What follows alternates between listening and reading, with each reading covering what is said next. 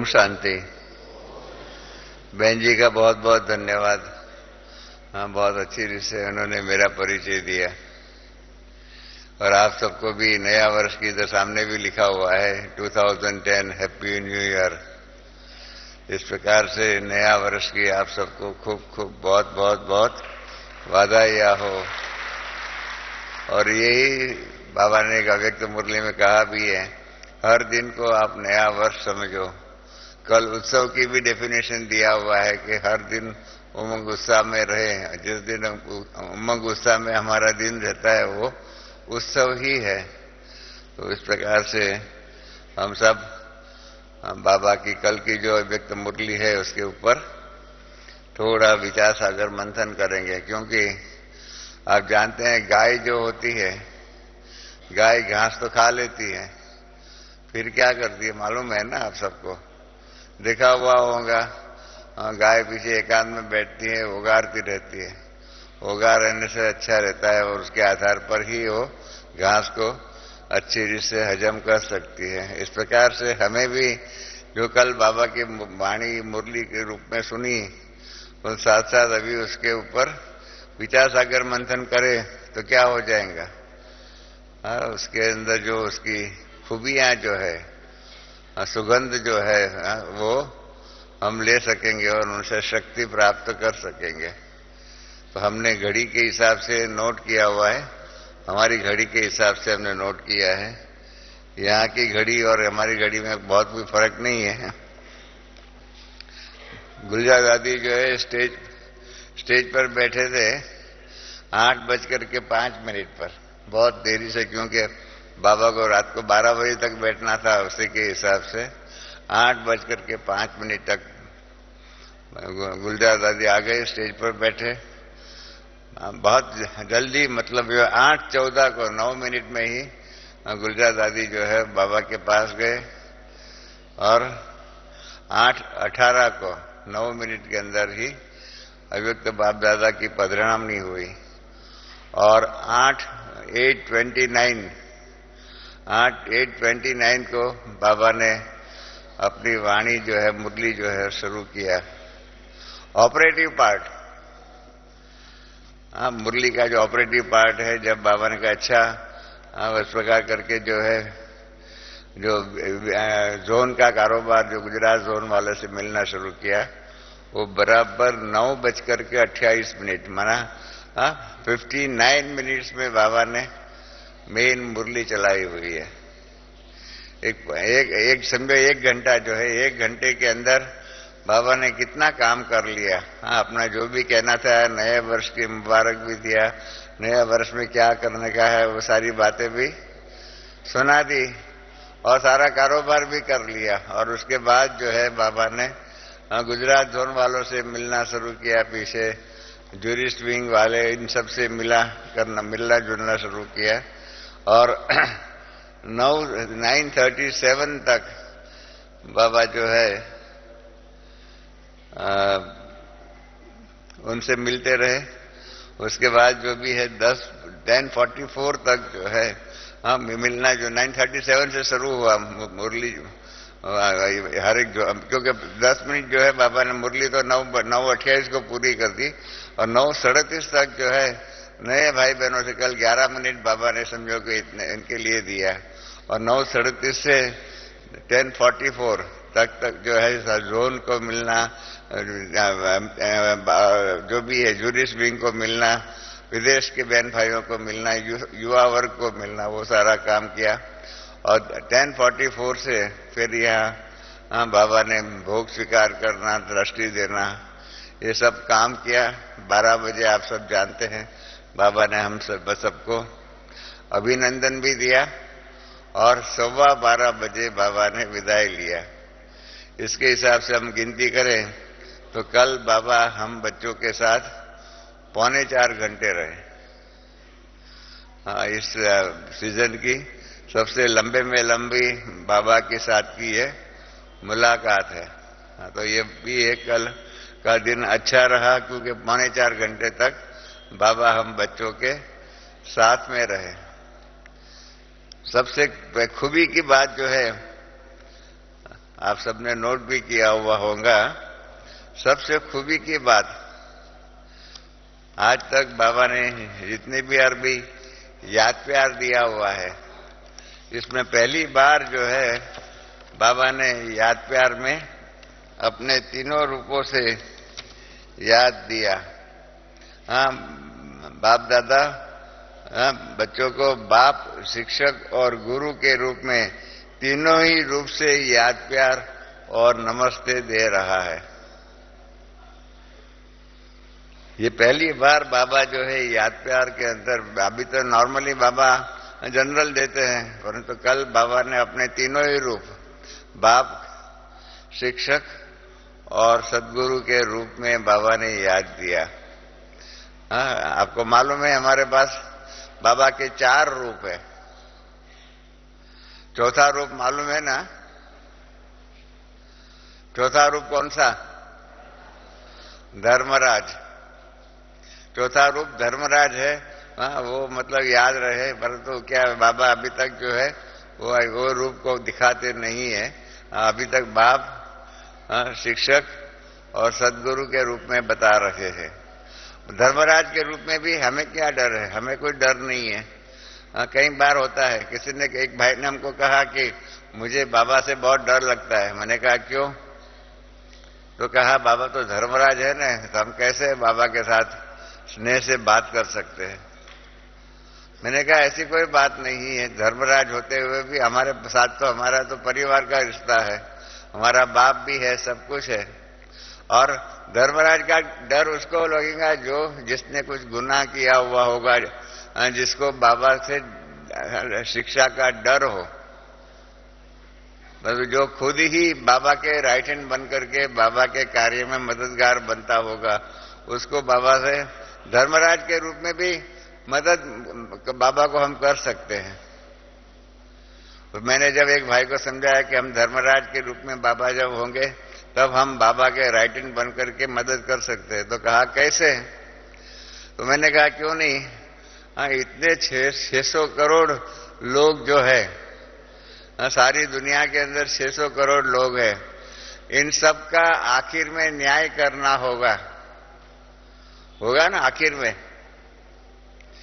आखिर में न्याय करना होगा, तो बाबा अकेला कहां से 600 करोड़ लोग को सजा आदि का कर सकते हैं? तो उसी टाइम पर जैसे हाईकोर्ट के, सुप्रीम कोर्ट के जज होते हैं, उसको हाईकोर्ट के जज, डिस्ट्रिक्ट कोर्ट के जज, ऐसे सभी जज जो है उनके मददगार बनते ही हैं। इस प्रकार से हम भी बाबा के ट्राइब्यूनल आदि जो भी कारोबार होगा अंतिम समय का, धर्मराजपुरी का, उसके अंदर बाबा के साथ जाकर के बाबा के मददगार बन जाए तो उसमें नुकसान क्या है? हाँ, बाबा का धर्मराज रूप के कारोबार में जाकर के धर्मराज के रूप के कारोबार में मददगार बने तो अच्छा ही है।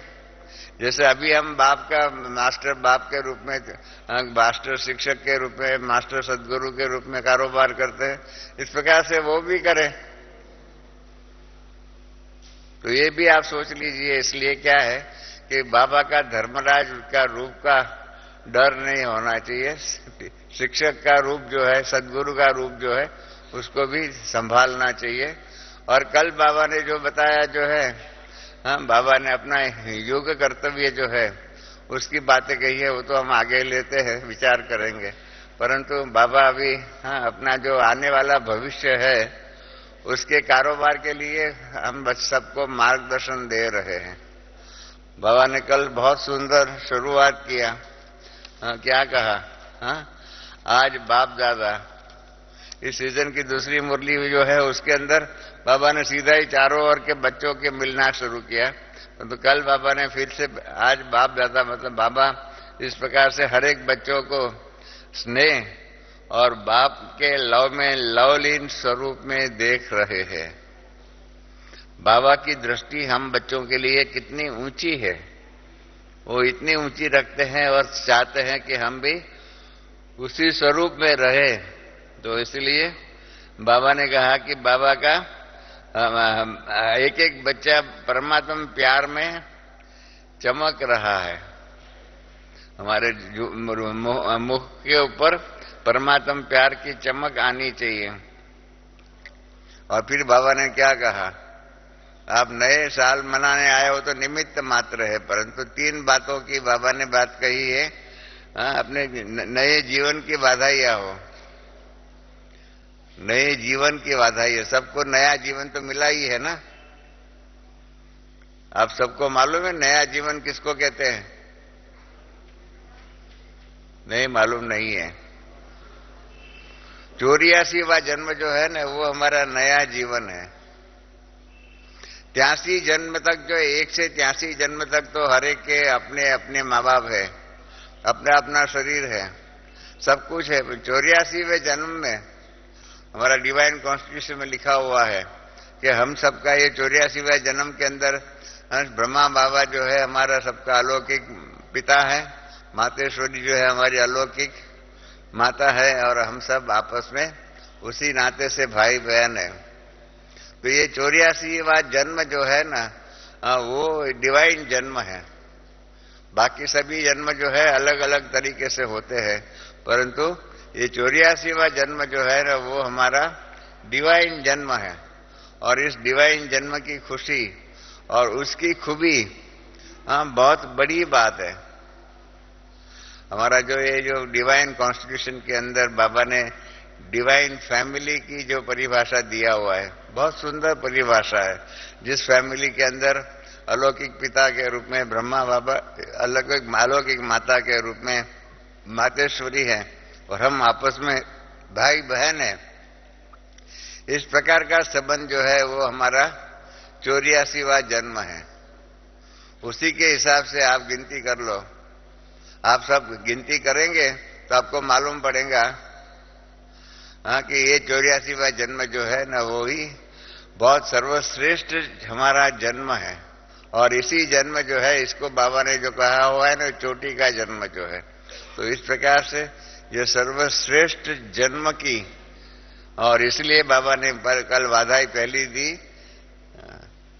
अपने नए जन्म की बधाई, दूसरी बधाई दी नए युग की, और तीसरी बधाई दी परिवार और बाप से मिलन की बधाई। परिवार की जो परिभाषा जो है आगे भी बाबा ने बताया हुआ है, बहुत सुंदर परिवार की डेफिनेशन कल बाबा ने बताई। तो ये परिवार का जो है हमारा इतना विशाल परिवार जो है, इस परिवार जितना सुख जो है दुनिया में किसी को भी नहीं होगा। इतने बहन भाई, आज भी हमारा दैवी परिवार में 9 लाख बहन भाई है। इसका मतलब क्या हो गया कि हमारा परिवार इतना विशाल है, जिसके अंदर 9 लाख भाई बहन है। 130 से भी ज्यादा देशों में ये फैला हुआ है। विभिन्न धर्मों वाला ये परिवार है, विभिन्न भाषा वाला परिवार है, विभिन्न संस्कृतियों वाला परिवार है। इस प्रकार से हमारे ये परिवार की अगर जो खूबियां जो है उसको हम समझे और उसकी महानता को हम अपना लेवे, तो मालूम पड़ेगा कि ये कितना श्रेष्ठ परिवार है। और ऐसा बड़ा परिवार का सुख बहुत कम लोगों के भाग्य में होता है। तो बाबा ने ये 3 बातों की बधाई दी, और बाबा ने ये भी कहा कि हर एक में जो आज बताया, रतनमयी दादी ने भी बताया कि हर एक के अपना चमकीला ड्रेस जो है सामने दिखाई पड़ता है, और वही चमकीला ड्रेस जो है हमारे जीवन का अंग हो जाएगा। मतलब हमारे सत्युगी जीवन ऐसे ही चमकीली रहेंगे। फिर एक बहुत सनातन सत्य बाबा ने कल बताया हुआ है। बाबा ने कल जो कहा कि विदाई देते हैं, फिर वह साल भूल जाता है और नया ही साल सामने आता रहता है। एक फिलॉसफी के फील्ड में एक बहुत बड़ा भारी प्रश्न है। ये प्रश्न यही है कि विनाश हो गया और उसके बाद नई दुनिया की स्थापना हुई। नई दुनिया की स्थापना होते हुए भी पुरानी दुनिया का विनाश का दुख क्या हमको याद नहीं आएगा? और अगर पुरानी दुनिया का दुख और विनाश का दुख जो है अगर याद आया, तो संपूर्ण सुख सतयुग में कैसे होगा? ये एक तात्विक फिलोसॉफिकल प्रश्न है। उसके ऊपर पंडित लोगों ने काफी चर्चा की हुई है कि पुराना सृष्टि का विनाश का कारोबार और नई सृष्टि की स्थापना हुई, तो नई सृष्टि के अंदर हम जब गए तो पुरानी सृष्टि का प्रश्न तो होता होगा ना कि हम कहां से आए, पहले क्या था।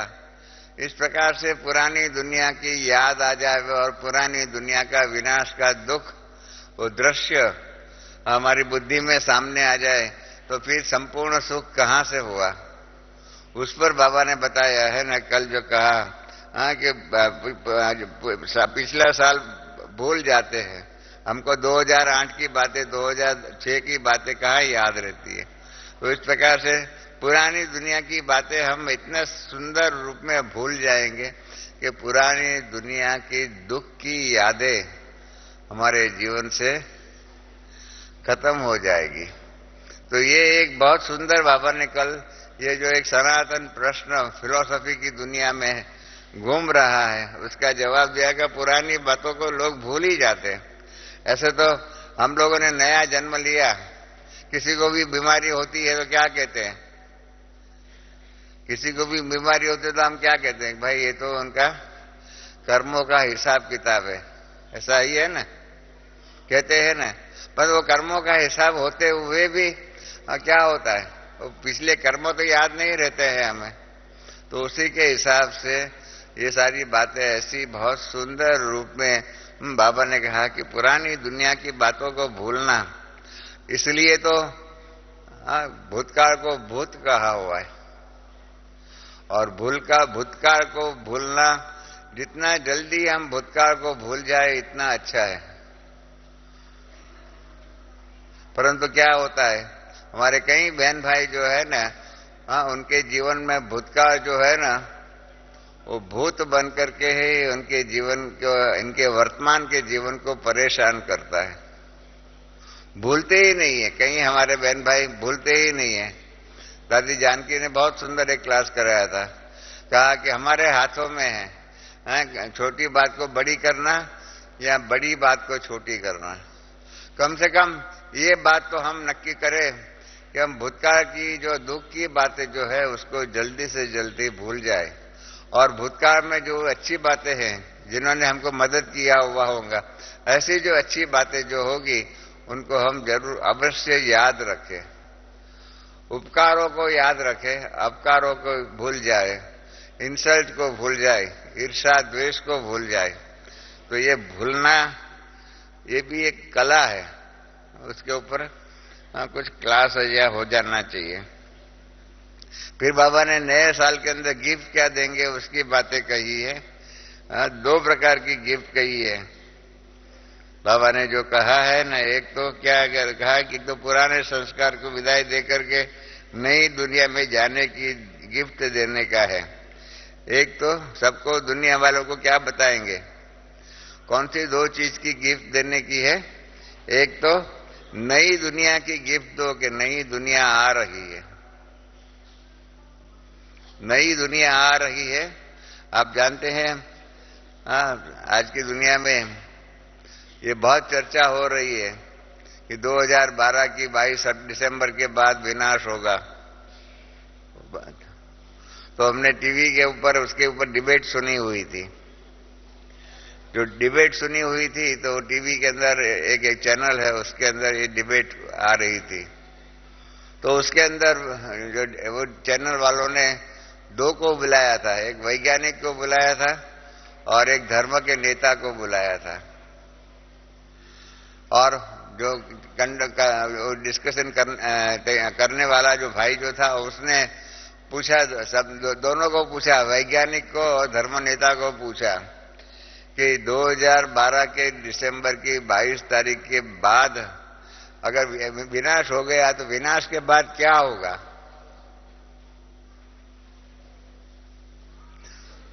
पहला सवाल वैज्ञानिक को पूछा तो वैज्ञानिक ने कहा हमें मालूम नहीं है, 2012 की 22 दिसंबर के बाद क्या होगा हमें मालूम नहीं है। क्यों? तो कहा हमारे साहेब जो डार्विन आदि जो भी है, इन्होंने इसके बारे में सोचा ही नहीं है।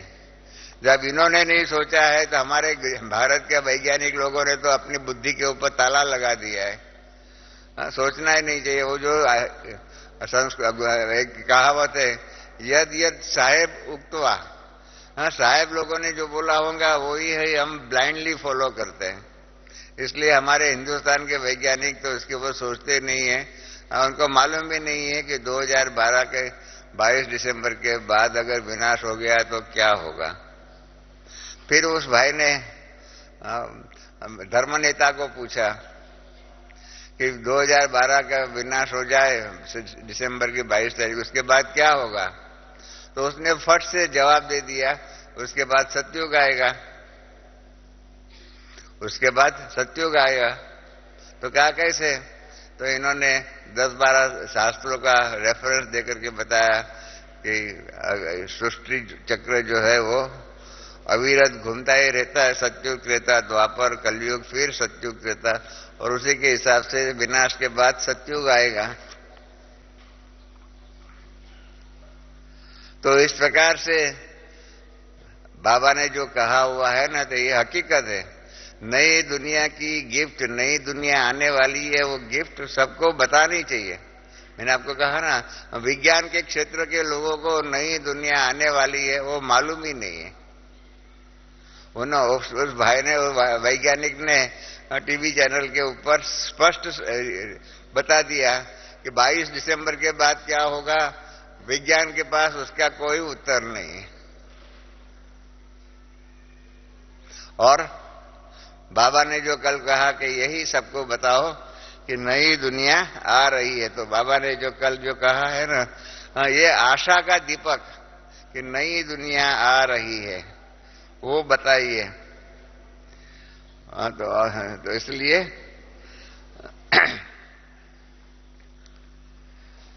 एक तो नई दुनिया की गिफ्ट दो, दूसरा आपके पास बहुत खजाने हैं, गुणों का खजाना, शक्तियों का खजाना, सम्मान के खजाने। इसमें कितने खजाने हैं?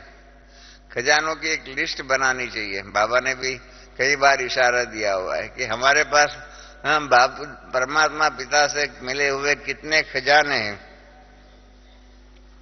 तो बाबा ने कहा है कल, सभी को कोई न कोई गुण या शक्ति को गिफ्ट दे दो, जिस गिफ्ट से उन्हों की जीवन बदली हो जाए और गोल्डन दुनिया के अधिकारी बन जाए।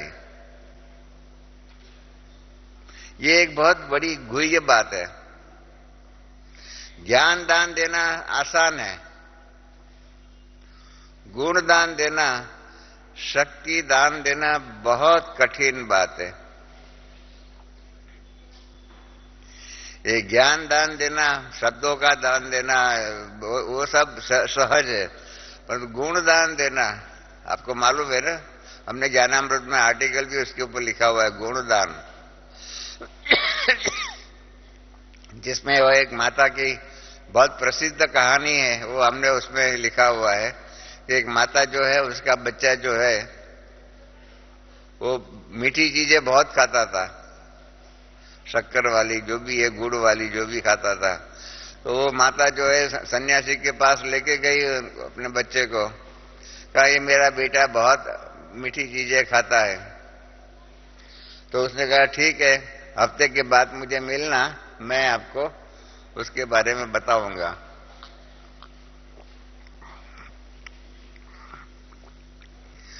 तो हफ्ते के बाद गई माता वो बच्चे को लेकर के। तो फिर सन्यासी ने कहा, महाराज ने कहा कि बेटा गुड़ खाना, बहुत मीठी चीज खाना अच्छा नहीं है, वैसे तबीयत बिगड़ती, हेल्थ बिगड़ती है, दांत बिगड़ते हैं, आदि आदि कहा। तो माता ने कहा कि ये जो बातें जो आपने कही वो तो आप पिछले टाइम आपसे मिली 1 हफ्ते पहले, तब भी आप कह सकते थे। 1 हफ्ता फालतू में बीच में क्यों आपने बिगाड़ा? मालूम है ना, सबको कहानी है मालूम है। तो सन्यासी महाराज ने जवाब दिया कि पहले मैं भी बहुत मीठी चीज खाता था, और जब मैं खाता था और बच्चे को कहूं कि खाना नहीं चाहिए, तो ये ज्ञान दान हो गया। परंतु अभी मैंने 1 हफ्ते तक बिल्कुल मीठी चीज नहीं खाई और अपने आप के ऊपर कंट्रोल प्राप्त किया, और उसके बाद अभी मैंने कहा है, तो ये हो गया गुणदान। आप समझे दोनों के बीच में डिफरेंस? ज्ञान दान में क्या है, खुद करे या ना करे। जैसे कई डॉक्टरों के बारे में कहा जाता है कि डॉक्टर कहे ऐसा करना, डॉक्टर करे ऐसा मत करना। ऐसे सारी दुनिया में ऐसा ही होता है। गुरु आदि जो भी है वो जो कहे ऐसा ही करना, क्या करता है वो उसको देखना नहीं, आंख बंद करके फॉलो करना। ब्लाइंड फॉलोअर्स दुनिया के अंदर लोग चाहते हैं। परंतु इसलिए बाबा ने जो कल बताया गुणों का दान, तो ये गुण दान जो है ना वो बहुत गुह्य बात है। और ये गुण दान की कला और शक्ति दान की कला, शक्ति दान की कला का आपको मालूम होगा। विवेकानंद जो है जब उनके गुरु जो है रामकृष्ण परमहंस के पास गए, तो उसने पूछा परमात्मा आत्मा का स्वरूप क्या है, और उसने उनको साक्षात्कार कराया। और इसमें उस साक्षात्कार के अंदर वो अपनी आत्मिक अनुभूति में स्थित हो गया। और उसके ऊपर विवेकानंद ने कहा हुआ है कि ये मेरे गुरु ने मेरे में शक्तिपात किया, मुझे शक्ति का दान दिया। अब जिन्होंने विवेकानंद पढ़ा हुआ होगा उनको मालूम होगा। तो ये गुणदान और ये शक्ति दान बहुत गुह्य बातें हैं, और ये सीखना बहुत जरूरी है। 16 कला संपूर्ण बनना हो ना, तो उसके अंदर ये 2 कला आनी ही चाहिए, गुणदान और शक्ति दान।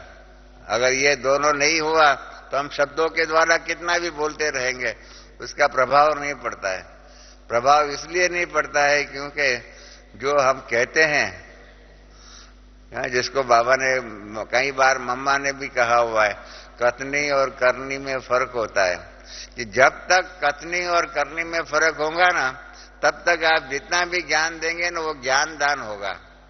और जिस दिन कथनी और करनी दोनों में फर्क नहीं होगा, जो हम कहते होंगे वही करते होंगे और उसके आधार पर औरों को कहेंगे, तो वो गुण दान हो जाएगा, शक्ति का दान। इस प्रकार से सब सामने वालों को बाबा यही कहते हैं कि आगे चल करके सामने आपके पास इतने लोग आएंगे, उनके पास उनको इस ज्ञान मार्ग में चलने की शक्ति ही नहीं होगी, उनको शक्ति देनी पड़ेगी। जैसे छोटे बच्चे को चलना सिखाना पड़ता है ना, इस प्रकार से इस आध्यात्मिक रास्ते पर चलने की शक्ति सबको देनी पड़ेगी, हम सबको। और जब वो शक्ति हम देंगे तब क्या हो जाएगा, हमारी प्रजा बनेगी। गुणदान और शक्ति दान के द्वारा जो काम होगा वो हमारी प्रजा बनेगी, और ज्ञान दान के द्वारा जो हम कार्य करेंगे उसके आधार पर हमारी भक्ति की माला, हमारे फॉलोअर्स की माला, द्वापर युग के बाद में हमारी महिमा करने वालों की भक्तों की माला बनेगी। तो गुणदान के द्वारा सत्युग की प्रजा बनेगी, और ज्ञान दान के द्वारा द्वापर युग के बाद की प्रजा हमारी बनेगी, हमारे भक्त की प्रजा बन जाएंगी। बहुत गुह्य बातें हैं, उसके ऊपर हमने आर्टिकल लिखा हुआ है गुणदान के ऊपर। उस गुणदान और ज्ञान दान की गहराई में हमको जाना ही पड़ेगा, और ये कला गुणदान और ज्ञान दान की, शक्ति दान की, गुणदान और शक्ति दान की कला हमको आत्मसात करनी ही पड़ेगी। हमारी टीचर्स बहनों को हमारी रिक्वेस्ट है कि इसके ऊपर क्लास कराए। मैं हमेशा ही कहता हूं, हमारे बहन भाई बाबा मिलन से पहले आकर के चले आते हैं 2 दिन 3 दिन, 1 दिन, क्योंकि यहाँ रहने की जगह का प्रॉब्लम होता है, 3 दिन पहले आ जाते हैं। वास्तव में बाबा की मुरली के बाद यहाँ पर 2 दिन रुकना चाहिए। इसलिए रुकना चाहिए कि बाबा ने जो मुरली में जो कहा हुआ है उसके ऊपर गहराई में उसके चिंतन करे, और वो चिंतन के आधार पर जो मुरलियों के अंदर जो बातें कही है, उस बात के आधार पर उसकी अनुभूतियां कैसे करें, वो सीखने को हमें मार्जिन मिल जाए। इसलिए वास्तव में हमको अभी भी एक जन ने कहा कि रमेश भाई, कल रात को तो बाबा ने जो बताया 25,000 बहन भाई, जो 22,000 आए हुए हैं, तो 3,000 घर के 25,000 बहन भाई थे, आधे आज एक दिन में चले जाएंगे। इसका मतलब ये हो गया कि बाबा की मुरली सुनने का कर्ण रस ज्यादा है, उसको आत्मसात करने का, उसके आधार पर जीवन बनाने की जो लगन जो होनी चाहिए ना, उस लगन के लिए वास्तव में 2 दिन ज्यादा रह करके इन बातों के ऊपर गहराई में अभ्यास करने का, चिंतन करने का, मनन करने का वो समय निकालना चाहिए। तो ये जो है, ऐसे जैसे कल की बुंडली में जो बाबा ने गुणदान और शक्ति का दान की बात कही है, उसकी विधि कब सीखेंगे हम? वो विधि नहीं सीखेंगे तो कैसे कारोबार कर सकेंगे? मैं बताऊं, वास्तविकता बताता हूं, 80% बहन भाई ज्ञान दान दे सकते हैं, भाषण कर सकते। बाबा ने कहा मुरलियां चलाना तो बहुत ही चला सकते हैं, मुरलियों के ऊपर बोल सकते हैं, ज्ञान दान के रूप में कर सकते हैं, गुणदान के रूप में वही मुरली के ऊपर कारोबार करना, शक्ति दान के रूप में उसके ऊपर उसी शक्तियां को जीवन में सामने वाला धारण कर सके, ऐसी शक्ति सामने वालों को देना और इन शक्तियों के आधार पर उसका जीवन को श्रेष्ठ बनाने का पूर्ण रूप में मार्गदर्शन दे, यह कारोबार सीखना पड़ेगा। तो इसके लिए हमारी रिक्वेस्ट है कि आप सब अपने सेंटरों पर जाओ, तब वहां जाकर के इसके ऊपर स्टडी सर्कल के रूप में आपस में ग्रुप डिस्कशन के रूप में करिए कारोबार, कि गुणदान कैसे हो सकता है, शक्ति दान कैसे हो सकता है। क्योंकि बाबा ने कल जो कहा कि इसके आधार पर एक गिफ्ट देना है, गिफ्ट का क्या, कौन सा देना है? गुणदान की गिफ्ट देना है, शक्ति दान की गिफ्ट देना है। तो इसलिए, और इतने तक इससे क्या होगा, ये गुणदान और ज्ञान दान से क्या हो जाएगा, उसका बाबा ने रिजल्ट भी बता दिया। इनसे क्या, उनका जीवन बदल जाए और गोल्डन दुनिया के अधिकारी बन जाए। गोल्डन दुनिया के अधिकारी बनाना हो तो जिनको भी आप ज्ञान सुनाते हो उसको गुणदान और शक्ति दान दीजिए। क्योंकि बाबा ने कल कहा कि दुनिया में दुख, अशांति आदि बढ़ते ही रहते हैं, सारी बातें तो आप जानते हैं। तो इसलिए बाबा ने कहा कि बच्चे सेवा तो बहुत करते हैं, परंतु बाबा कहते हैं बच्चा को, मेरा कोई भी बच्चा संदेश के बिना रह न जाए। ये बाबा का अभी जो है हमने देखा है इस साल की, इस सीजन की जो मुरलियां जो, इसमें बाबा ने अभी समेटने का काम शुरू किया हुआ है। आप जानते हैं योग में एक शक्ति आती है समेटने की शक्ति। तो आप बाबा के इन मुरलियों का सूक्ष्म अभ्यास करना, तो बाबा अभी समेटने का कारोबार करते हैं कि क्या रह गया है, क्या रह गया है, समेटने में क्या करते हो, यही करते हो ना, क्या रह गया है।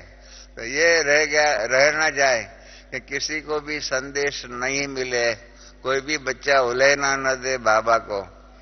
उसी के हिसाब से बाबा अभी ये समेटने का काम कर रहे हैं। और इसलिए बाबा ने कहा कि नए साल में क्या करेंगे, ये होमवर्क दिया हुआ है, आपस में मिलकर के प्लान बनाइए। और प्लान तो बनाएंगे, हमारे कारोबार में बाबा ने कल 2 बातें कही हुई है। अभी तो बाबा ने एक बार कहा है कि बच्चों को मैंने जो कहा है वो नहीं करते, और नहीं कहा है वो करते हैं। बाबा ने कहा मैंने कभी ये नहीं कहा है कि आप बच्चे मास्टर धर्मराज औरों के लिए बन जाओ, तो हम फट से औरों के लिए धर्मराज बन जाएंगे, वो तो ऐसा ही है, ऐसा ही है, ऐसा ही है करके औरों के बारे में और औरों की प्रतिभा खत्म करने का हम प्रयत्न करते हैं। और हमें वास्तव में ज्ञान का सागर के मास्टर ज्ञान सागर, प्रेम का सागर, आनंद का सागर बनकर के कारोबार करना चाहिए, वो हम नहीं करते हैं। कल बाबा ने कहा है हमारे कारोबार के अंदर 2 शब्द बाबा ने दिया हुआ है। हमारे कारोबार के अंदर, हमारा कारोबार परफेक्ट करने के लिए बाबा ने कहा कि अभी सबको रहम दिल और कल्याणकारी स्वरूप धारण कर सबको संदेश देने का है। रहम दिल बनकर के कारोबार करना बहुत कठिन बात है। हम गालियां दे सकते हैं, विरोध कर सकते हैं, सब कुछ कर सकते हैं, पर रहम दिल बनकर के सामने वाले के दुख को, अपना दुख, सामने वालों की कमी अपनी कमी समझ करके कारोबार करना और उसको उठाना, और उठा करके बाप के गले, जैसे कल बाबा ने कहा ना, सत्युग की दुनिया के अधिकारी बन जाए, इतने तक उसको उठाना। ये रहम दिल बने बिना कुछ नहीं हो सकेगा। रहम दिल बनिए और कल्याणकारी स्वरूप धारण कीजिए। हम यह ईश्वरीय कारोबार में रहते हैं, हमें मालूम है, कई बहन भाइयों के अनुभव संपर्क में आते हैं। दोनों ये जो बात जो है अपने कारोबार के अंदर रहम दिल की भावना और कल्याणकारी बनने की भावना नहीं होंगी तो क्या हो जाएगा? हम पुलिस जैसे कारोबार करेंगे। पुलिस के दिन में क्या होता है? डंडा मारने का वही काम होता है। इस प्रकार से हम भी ऐसे ही करेंगे। हमारा ईश्वरीय कारोबार है और इस ईश्वरीय कारोबार के अंदर रहम दिल और कल्याण की भावना हमारे कारोबार में होनी ही चाहिए। कृपया ये दोनों बातों को आप दिल में नोट करके रखो कि हमारे जीवन के व्यवहार में औरों के प्रति रहम दिल की भावना है, उसके कल्याण की भावना है। हर माँ बाप की अपने बच्चों के कल्याण की ही भावना होती है। कितने तक ध्यान रखती है माँ बाप अपने बच्चों का, कितना ध्यान रखते हो, उसको खाना भी खिलाए, सब कुछ A to Z सब प्रकार की जरूरत जो है बच्चों की कल्याण की भावना के आधार पर माँ बाप जो है अपने बच्चों का ध्यान रखते। उसी हिसाब से सभी बहन भाई जो भी हमारे संपर्क में आते हैं, जो भी जिन्होंने गलती भी किया हुआ हो, उनको भी उठाने के लिए गलती, condemn the crime not the person, ऐसा अंग्रेजी में कहते हैं। उनकी गलती को उसको नोट कराइए, बाकी उसके आधार पर उसको दंड क्यों देते हो? ये बहुत हमारे पास समस्या आती है। फिर वो कहते हैं ऐसा नहीं, ऐसा क्यों करते, ऐसी ऐसी बातें बहुत आ जाती है हमारे सामने। का यज्ञ कारोबार में यही 2 बातें आती है। सामने वाला जो हमारे बहन भाई जो है कभी कभी कल्याण की भावना और रहम दिल की भावना के आधार पर कारोबार नहीं कर सकते, और क्या करते? धर्मराज बनकर के कारोबार करते हैं। धर्मराज बनने की पोजीशन तो बाबा की है, हमारी नहीं है। ये हम भूल जाते हैं और हम धर्मराज बनकर के काम करते हैं। ये कहाँ का न्याय है? ये बहुत गुह्य बात है। इसके ऊपर 1 घंटा हम क्लास करा सकते हैं कि रहम दिल की भावना रखो अपने साथियों, अपने बहन भाई है, अपने भाई बहन है, अपना परिवार है, उसके सामने रहम दिल की भावना और कल्याण की भावना के द्वारा कारोबार करो। बहुत गुह्य बातें हैं, परंतु क्या करें? जब मैंने सुना तो मेरे को लगा बाबा आज आपने ये हिट द नेल। हमारे कारोबार के अंदर ये 2 बातों की मिसिंग लिंक है, मिसिंग डायमेंशन है। फिर नए बहन भाइयों के लिए बाबा ने जो बात कही वो तो आप सबने सुनी, फिर भी आगे आती है तो बात करेंगे। फिर बाबा ने देखो कितना सुंदर इससे बाबा विषय प्रवेश करते हैं, बहुत सुंदर से विषय प्रवेश किया है। कल बाबा ने देखो कहा आजकल बाप दादा एक बार सभी बच्चों में देखना चाहते हैं, कर करके कह कर करके उत्कंठा निर्माण किया। सबको मैं बाबा ने कहा जानते हो कौन सी है कर करके उत्कंठा निर्माण करना। ये एक श्रेष्ठ वक्ता का एक लक्षण है कि सुनने वालों के दिल में पहले जो हम सुनाने जाते हैं उसके बारे में उत्कंठा पैदा करें, तो क्या हो जाएगा, सुनने वाला पूर्ण अटेंशन से हमारी बात सुनेगा। तो इस प्रकार से बाबा ने बहुत सुंदर इससे कहा, एक बात सभी बच्चों में देखना चाहते हैं, जानते हो कौन से है? फिर क्या, फिर भी आगे कहा हर एक बच्चे के दिल में उमंग है। और उसके बाद क्या कहा कि लक्ष्य है कि हम सभी बाप समान बनने वाले हैं, बनेंगे नहीं बनने वाले ही है। और ऐसा कह करके बाबा ने अपनी बात कही कि अभी बाप दादा लक्ष्य के साथ लक्षण भी देखना चाहते हैं। जैसे समान बनने का लक्ष्य, ऐसे ही समान बनने के लक्षण भी धारण करो। ये बहुत गुह्य बात है। लक्ष्य तो सामने रखा। साकार बाबा की मुरलियों में हम लोग उस टाइम सुनते थे, बाबा कहते थे सभी जो है लक्ष्य साबुन का उपयोग करिए। सदा ही अपने जीवन में लक्ष्य रखो, सामने लक्ष्य रखो, लक्ष्य रखो। और हमेशा ही एग्जाम्पल बताते थे कि अर्जुन के सामने में पांडवों की परीक्षा, कौरव पांडवों की परीक्षा गुरु द्रोणाचार्य ने लिया। सामने वृक्ष के अंदर एक पंखी रखा, उसकी आंख में हीरा रखा था और कहा अभी देखो क्या दिखाई पड़ता है। अर्जुन को वही पंखी और उसकी आंख और उसके अंदर का डायमंड ही दिखाई पड़ता था। ऐसा वो बाबा मुरली में बता देते कि ऐसा लक्ष्य रखो। आज तक बाबा लक्ष्य की बात करते थे, अब लक्ष्य के साथ साथ लक्षण धारण करने की बात कहते रहते। और इसमें बाबा ने कहा जितना बड़ा लक्ष्य उतना ही बड़ा लक्षण हो। फिर ये भी गुह्य बात है, इसके बारे में भी क्लासेस होने चाहिए कि लक्षण कैसे धारण करें। ज्ञान तो सब में है,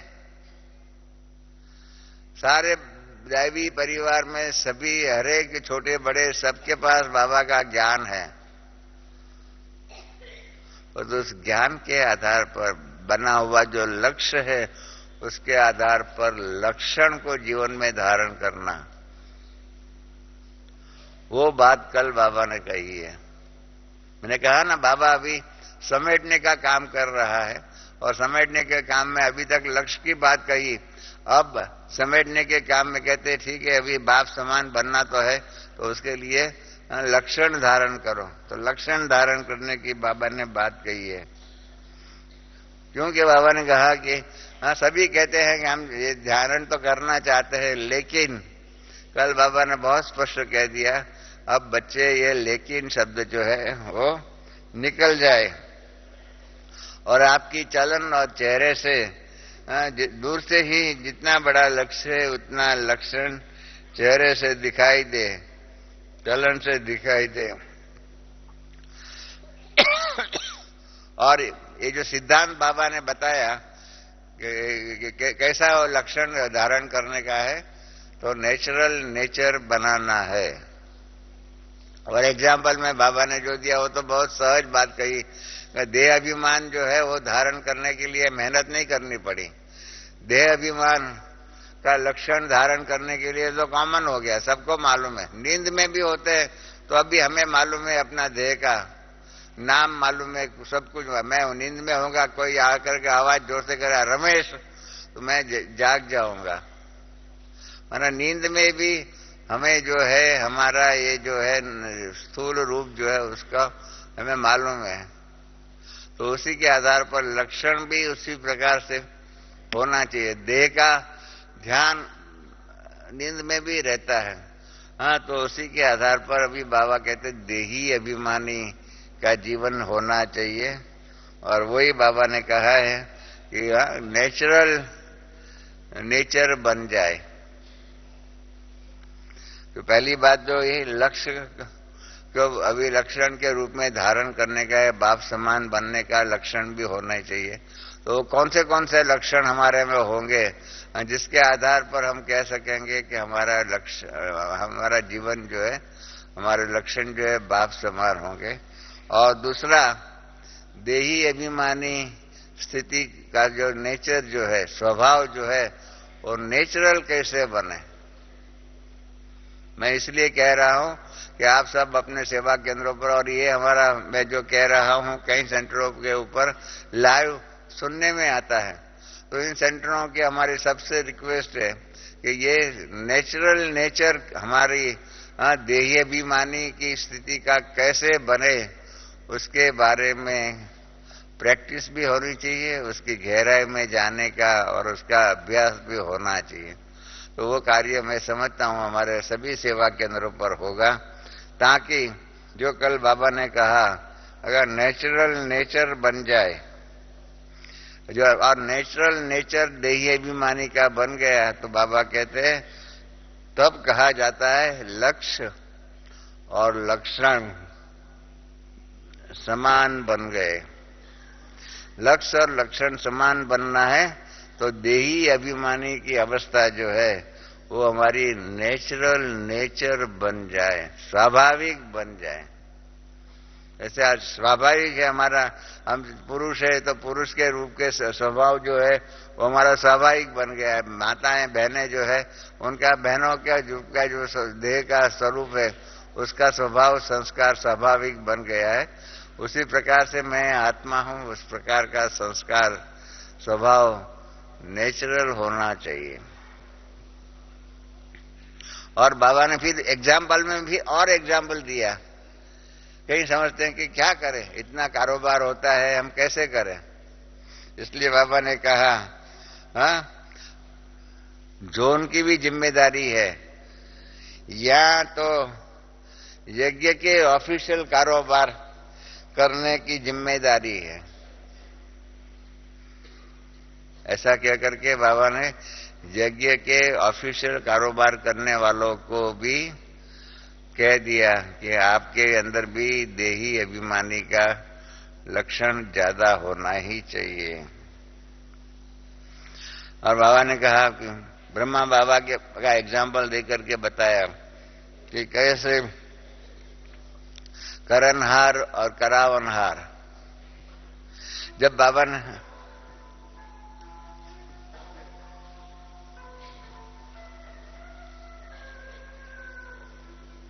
ओम शांति, कल बाबा ने करनहार और करण करावनहार की बातें कही।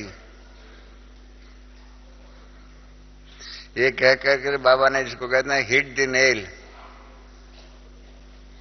हिट द नेल के रूप में कही है कि करावनहार बाबा है, करणहार आप बच्चे हो, आपको खाली निमित्त बन करके करना ही है। करावनहार बाप है, बाप करा रहा है। कल का मेरा अनुभव बताऊं। कल सुबह से मेरे पास बहनें आती है ना, बहन भाई आते हैं मकानों के कारोबार के लिए। 3 सेंटर के बहन भाई आए।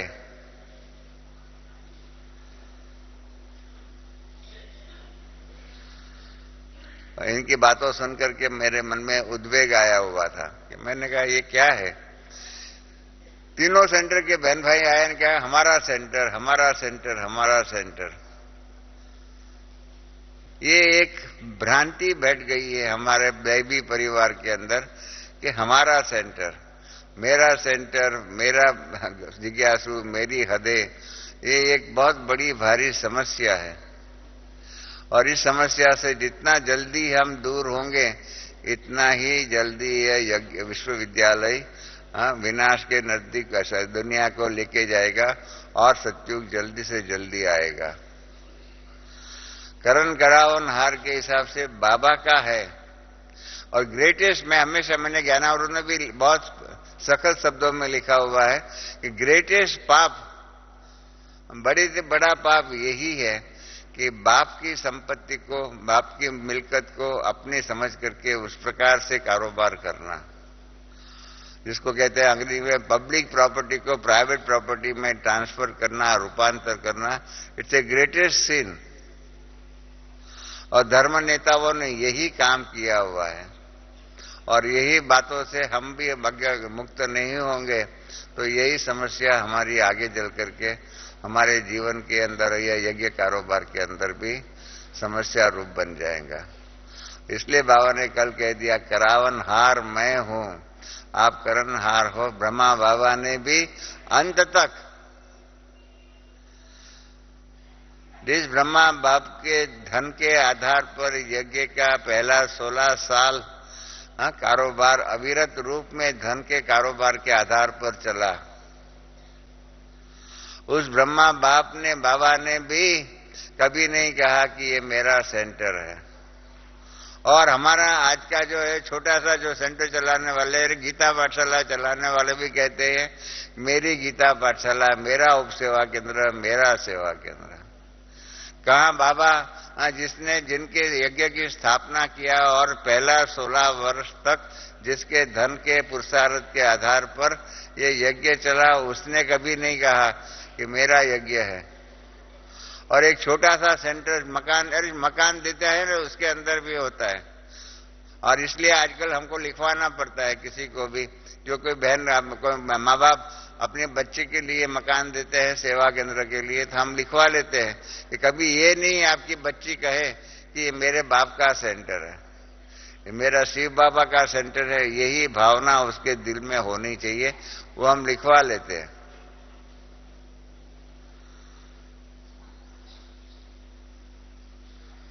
दादी प्रकाश मणि ने ये मेरा मेरा का जो है और करण करावन हर का जो है उसके लिए बहुत अच्छा प्रयोग किया, परंतु दादी जी भी उसमें सफल नहीं हुए।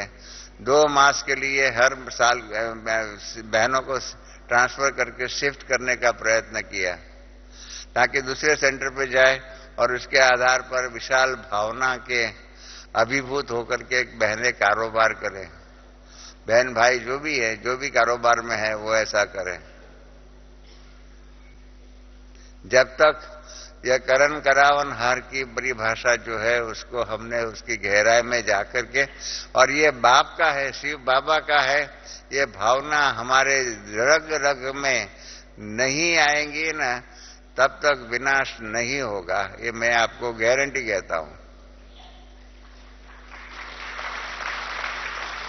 मेरे शब्द आपको कठिन लगते होंगे, परंतु ये हकीकत है।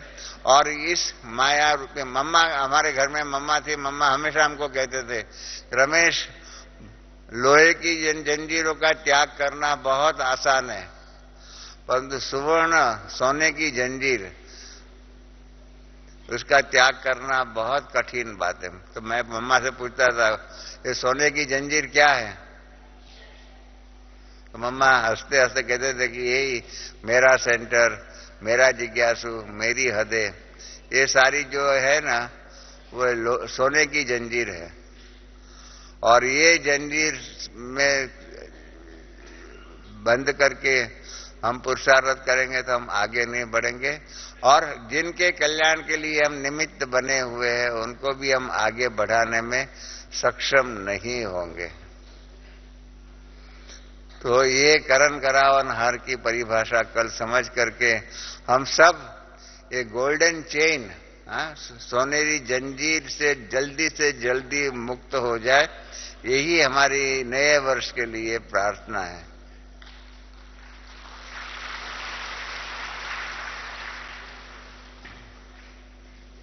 इसलिए बाबा ने कहा कि चाहे मनसा, चाहे वाचा, चाहे कर्मणा, जो भी ड्यूटीज है, लेकिन मैं करणहार हूं, मैं ट्रस्टी हूं, इसी कार्य के रूप में कारोबार करना चाहिए।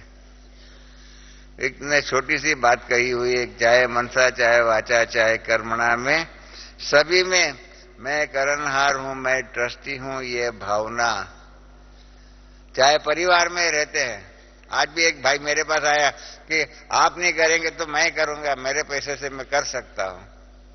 मैंने कहा भाई साहब यही आपकी भूल है, हम आपके पैसे को आपके पैसे नहीं समझते हैं, हम यही समझते हैं कि आपके पास जो पैसे हैं ना वो भी बाबा के पैसे हैं, और आप उस पैसे के ट्रस्टी हो, उसी भावना से हम आपके सामने देखते हैं। और आप कहते हो मेरा पैसा मेरा पैसा। जब तक मेरा पैसा मेरा मेरा मेरा रहेगा ना, तब तक हम सफल ट्रस्टी के रूप में ईश्वरीय कारोबार में आगे नहीं बढ़ सकेंगे।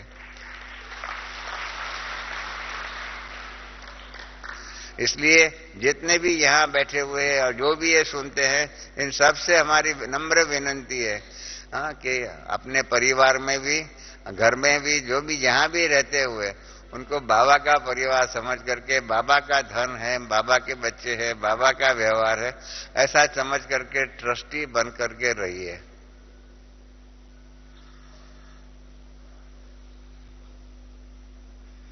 कितनी सुंदर, आज भी मैं सुबह बता रहा था एक भाई को कि दादी प्रकाशमणि ने कितनी सुंदर त्याग की भावना अपने जीवन में धारण किया। दादी ने कहा कि जिस दिन मेरे बाप ने, लौकिक पिता जो है प्रकाशमणि दादी के, इन्होंने उनको छुट्टी दिया कि जाओ अभी आप सरेंडर होकर के श्री बाबा की सेवा में लग जाओ,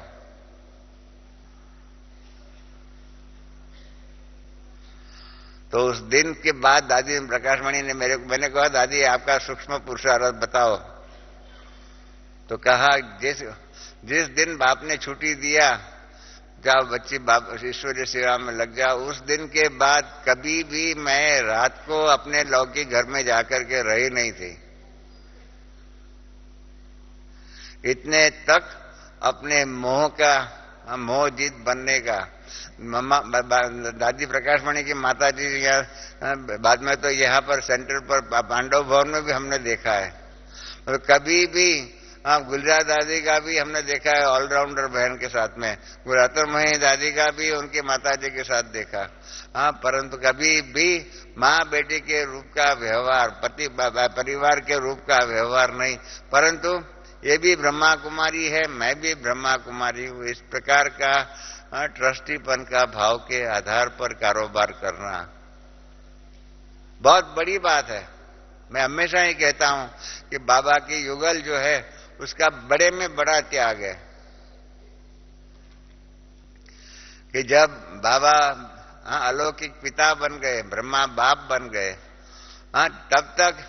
तब तक उस दिन से पहले तक बाबा की युगल जो थी यशोदा माता, वो उसके लिए ब्रह्मा बाबा पति परमेश्वर था, पति था, वो संस्कार थे। उनके बच्चों की माँ बन गई, सब कुछ होते हुए भी जिस दिन अलौकिक पिता बन गया और अपनी दृष्टि में परिवर्तन करना पड़ा कि मेरा ये पति नहीं परंतु अलौकिक पिता है, वो दृष्टि में परिवर्तन करना बहुत गुह्य पुरुषार्थ और सूक्ष्म पुरुषार्थ की जरूरत है। वो उन्होंने यशोदा माता ने करके दिखाया। बहुत बड़ा भारी त्याग है उनके जीवन में उन्होंने, और इसलिए मैं हमेशा ही उनकी महिमा करता हूं। इन्होंने इसलिए ये देह अभिमान के त्याग करने के लिए जब ड्यूटी का विभाजन करना हुआ यज्ञ में, तो बाबा ने यशोदा माता से पूछा तुम क्या करेंगी? जो जिस घर की कल तक वो मालकन थी, घर की सारी चाबियां उनके पास थी, उसने सरेंडर कर दिया था। उसने कहा कि मेरा देहाभिमान, कि मैं ये घर की मालिकन थी, वो मेरा अभिमान टूटे, इसके लिए मुझे झाड़ू पोता करने की ड्यूटी मिले।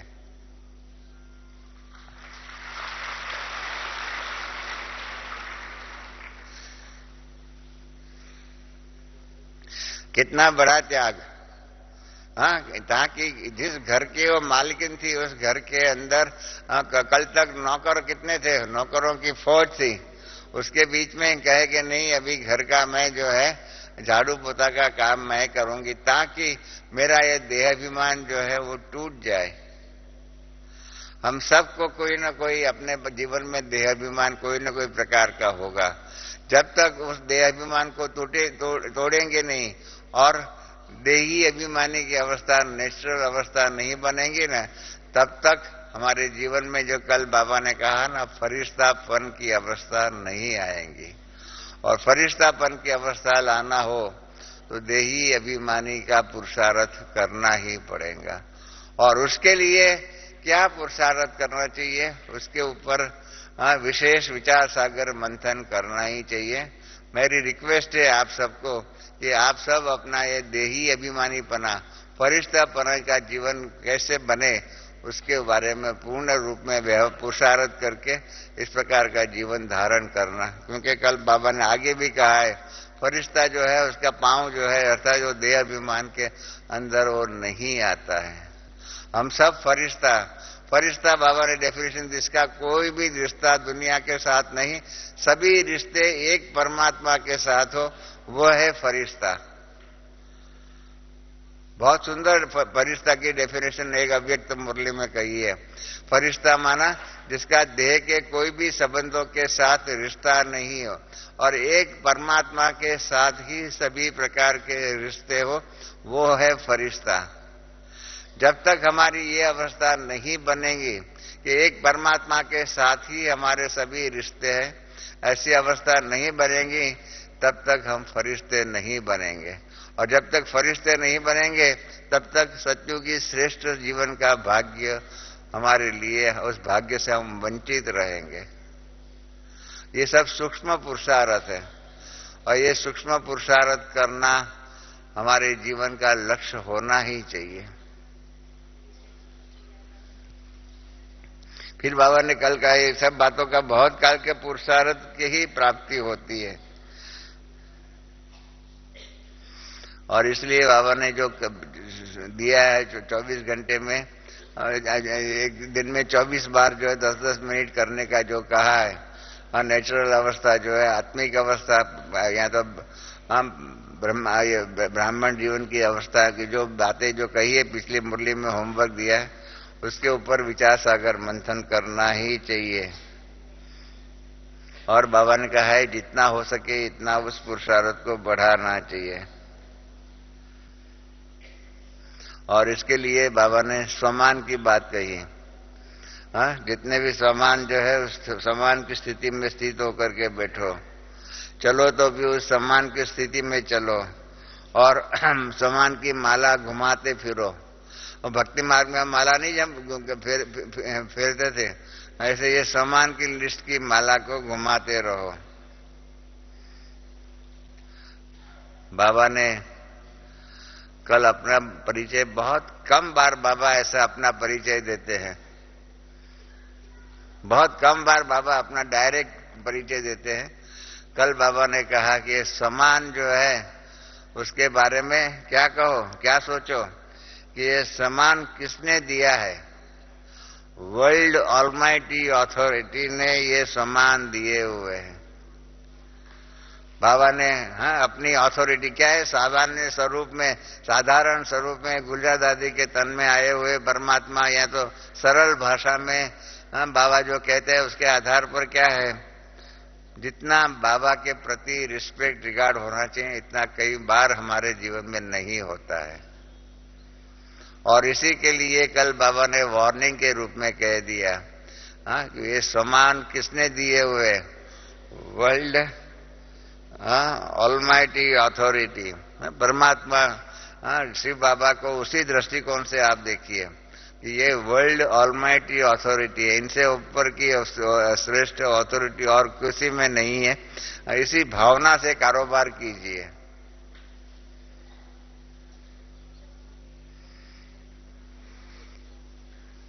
और बाबा ने कल बहुत सुंदर सम्मान के बारे में कह दिया कि सत्युग में आपको राज्य भाग्य मिलेगा, तो ये समान नहीं मिलेगा। ये सोमा की माला जो है आपको संगम युग में ही मिलेंगी। मैं कल मोहिनी बहन को बाबा ने जो माला पहनाई नहीं, तो मेरे मन में बहुत अच्छा लगा कि देखो हमारी मोहिनी बहन कितनी भाग्यशाली है कि बाबा उनको अपने गले में, उनके गले में माला पहनाते हैं। हम सब भी इतने भाग्यशाली बन जाए कि हमारे गले में भी बाबा ये समान की माला पहना लेवे, तो हमारा भी कितना सुंदर भाग्य बन जाएगा। और बाबा ने कहा है कि मैं तो हर एक बच्चे को वही समान की स्थिति में देखता हूं। और समान की बहुत सुंदर गहरी परिभाषा बताई बाबा ने कि जहां समान होगा वहां देह भान खत्म हो जाएगा।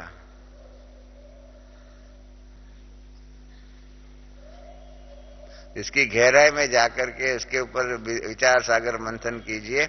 जो बाबा ने कहा, जहां समान होगा वहां देह अभिमान खत्म हो जाएगा। हमें देही अभिमानी बनना है तो हमें ये समान को जीवन में पूर्ण रूप में धारण करना ही होगा।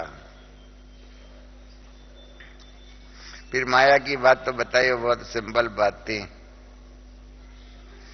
और फिर बाबा ने एक दूसरी कमी हम सब बच्चों की बताई, व्यर्थ संकल्प। और व्यर्थ संकल्प में हमारा समय भी व्यर्थ बिगड़ता है, उस प्रकार की बातें बताई बाबा ने। तो व्यर्थ संकल्प और व्यर्थ समय को, समय बर्बाद करने की जो हमारी कमजोरी है उसके बारे में है। इसलिए बाबा ने कहा कि आप समान बनना चाहते हो तो ये व्यर्थ संकल्प और व्यर्थ समय बिगाड़ना जो है उसको हम दूर करें। और यही हिम्मत, बाबा ने पूछा, है हिम्मत है? ऐसा बाबा ने चैलेंज किया, पूछा, चैलेंज से पूछा है। तो फिर बाबा ने कितना सुंदर कहा कि बाप दादा चाहते हैं कि मेरा कोई भी बच्चा पीछे ना रह जाए। गौतम बुद्ध का मिसाल है, राजगिरी छोड़ करके जब जा रहे थे तब एक जो है किसान जो है अपने साथ में अपनी बकरियां आदि जो भी है वो लेके जा रहा था। उसमें से एक जो है ना वो लंगड़ाता चल रहा था। तो गौतम बुद्ध ने उस बच्चे को उठा लिया और वो जो चलाने वाला जो था उनके साथ में वो चलते चलते शहर तक पहुंच गए। एक भेड़ का बच्चा जो है ना उसके लिए भी इतना रहम दिल की भावना थी कि ये भी पीछे ना रह जाए। बाबा तो हम बच्चों को आत्मिक भाव से फरिश्ते के रूप में देख रहे हैं कि बाबा का कोई भी बच्चा पीछे ना रह जाए, सब श्रेष्ठ में श्रेष्ठ पद जीवन में धारण करे। और इसलिए ही बाबा ने कल बता दिया, श्रीमत पर कदम चलना, वही हाथ में हाथ दे करके चलना है। और तो सभी को नए वर्ष की, नव जीवन की और नव युग की, तीनों की पदम पदम गुना मुबारक हो। फिर नए लोग के लिए जो कहा हुआ है ना, इसमें बहुत सुंदर बातें बाबा ने कह दिया है। वो सबके लिए है, ये नए लोग के लिए ऐसा नहीं है, सबके लिए है। और सभी अपने आपको देखे चलता। बाबा ने कहा अभी चलना नहीं उड़ना है, उड़ेंगे तो ही फास्ट पुरुषार्थ, तीव्र पुरुषार्थ हो जाएगा। सभी यहाँ जितने भी सुन रहे हैं यहाँ बैठे हुए हैं और सभी अपने अपने जीवन के पुरुषार्थ के बारे में विचार चिंतन करें कि हमारे पुरुषार्थ की स्पीड चलने की है। 3 स्पीड है, चलना, दौड़ना और उड़ना।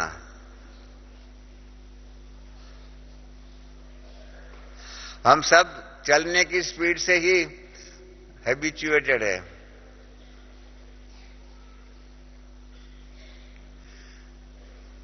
और कोई कहेंगे ये ज्ञान चलता है तो हमको बुरा लगता है, पर जब हमारा परिचय हम हमारे ज्ञानामृत में भी हम पढ़ते हैं ना, तो भी उसमें यही लिखा हुआ था, हम इतने साल से ज्ञान में चलते हैं, यही लिखते हैं, यही बोलते हैं।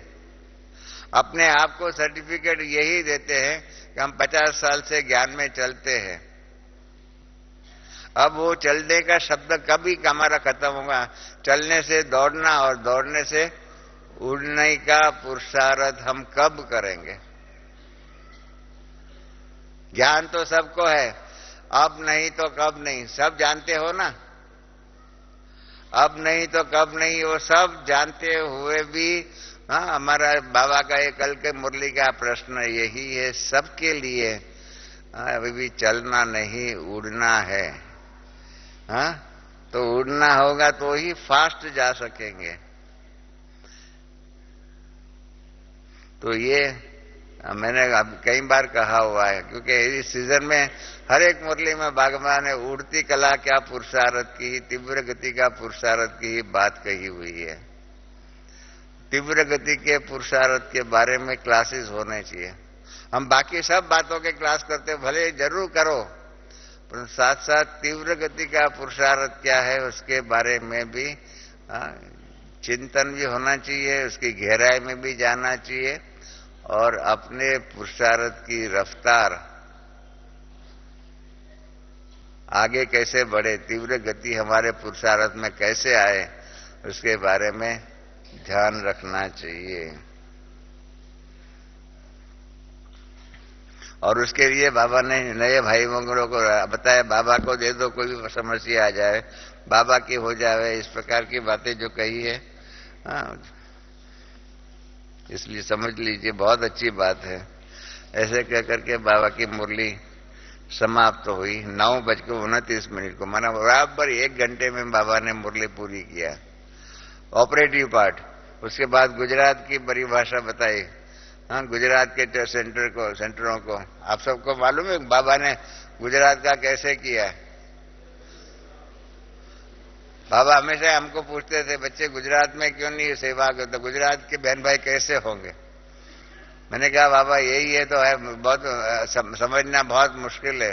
अगर स्वीकार कर लिया तो गुजरात एकदम पहला नंबर जाएगा, और नहीं स्वीकार किया तो गुजरात के अंदर अपना पांव नहीं जम सकेगा। बाबा ने कहा कि अच्छा कैसे बच्चा कुछ भी करो, कैसे करो। तो हमने क्या किया, हम बॉम्बे में थे, बाबा का पत्र आया, बाबा ने कहा बच्चे चैरिटी बिगिंस एट होम। तो उसी के हिसाब से आपका जो लौकिक जो है गुजरात में भावनगर करके, वहां से प्रयत्न करो, वहां सेंटर खोलने का, तुम्हारे वहां रिश्तेदार है, पहचान वाले हैं। तो हमने वहां पर सेंटर किराया पर लिया। बॉम्बे की दूसरी एक माता जो थी वो भी वहां की थी, हम दोनों ने मिलकर के शुरू किया और वहां प्रदर्शनी किया, सब कुछ किया। और उसके आधार पर हिम्मत आई कि गुजरात में अहमदाबाद में सेवा केंद्र हम खोल सकते हैं। हमारे लौकिक क्लाइंट जो है उनको हमने रिक्वेस्ट किया कि अखबारों में एडवर्टाइजमेंट आती होंगी, उसके आधार पर आप मकान ढूंढिए। मकान ढूंढते ढूंढते इन्होंने अहमदाबाद में जो प्रभु पार्क सोसाइटी का मकान जो है वो किराए पर मिल रहा है, ऐसा अखबार में एडवर्टाइजमेंट पड़ी।